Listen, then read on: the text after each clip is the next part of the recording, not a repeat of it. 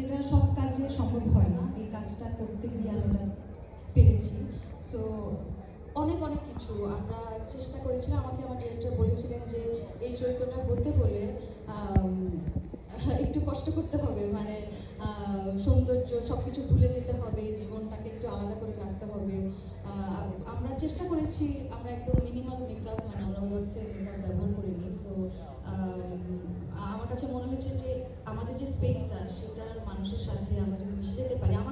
আমাকে একটা কথা বলেছিল যে এই অঞ্চলে মানে ওই স্পেসে যে মানুষরা তাদের সাথে আমি দাঁড়ালে যদি আমাকে কাট আউট না মনে হয় তাহলে ক্যারেক্টারটা হবে। সো ওইটাই চেষ্টা করেছি। আসলে এটা সমস্ত কৃতিত্ব বা সব কিছু আসলে ডিরেক্টরের। আমি টিম এবং ডিরেক্টরের সব কথাই শোনার চেষ্টা করেছি। সো হয়তো ওই কারণে আপনাদের একটু আলাদা মনে হচ্ছে। ধন্যবাদ। শহর মফস্বল গ্রামে আমি তাদের সবচেয়ে বেশি রিলেট করতে পারি, তাদের গল্প সবচেয়ে বেশি বুঝতে পারি, তাদের গল্পে আমি বলতে চাই।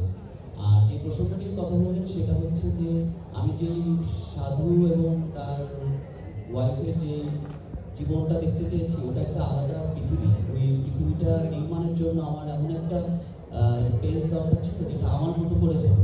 সেটা আমি খুব রিয়েলিস্টিক জায়গা থেকে খুব বিশ্বাস করি না যে আমি আমার জীবনে সমস্ত কিছু যে রিয়েলিজমে থাকি তার বাইরে এসে আমার কাছে কোনো একটা বড় বাস্তব দুনিয়া তৈরি করতে চাই না। এবং সেটাই চাওয়া মনে হয় এটা আমার ড্রিম। আমি এইভাবে দেখতে পছন্দ করি, দর্শককে এইভাবে দেখতে পছন্দ করি। তো ওই জায়গাটা আমরা দীর্ঘদিন প্রায় বছরখানেক ধরে আমরা লোকেশনটা খুঁজছিলাম, কিন্তু আমরা লোকেশনটা ঠিকঠাক পেয়ে যাই, কিন্তু সেখানে কোনো গাছ ছিল না, ঘাস ছিল না।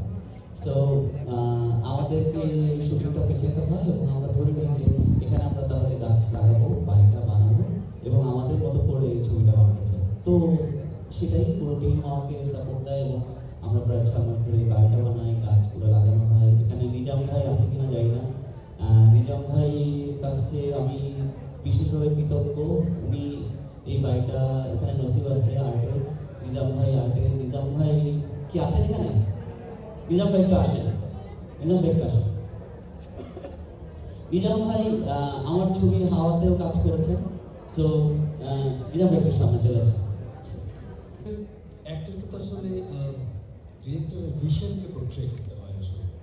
তো আমরা ডিরেক্টরের ভিশনকে পোর্ট্রে করার জন্য ওখানে গিয়েছি এবং ডিরেক্টর যেভাবে পোর্ট্রে করতে চেয়েছেন আমরা সেইভাবে চেষ্টা করেছি। আসলে সেই পুরো ক্রেডিটটা ওনাদের, যে আলাদা লাগছে এই আলাদা লাগার পুরো ক্রেডিটটা ডিরেক্টর এবং পুরো টিমের কাছে আসলে এটার জন্য কৃতজ্ঞতা। Thank you. হ্যালো।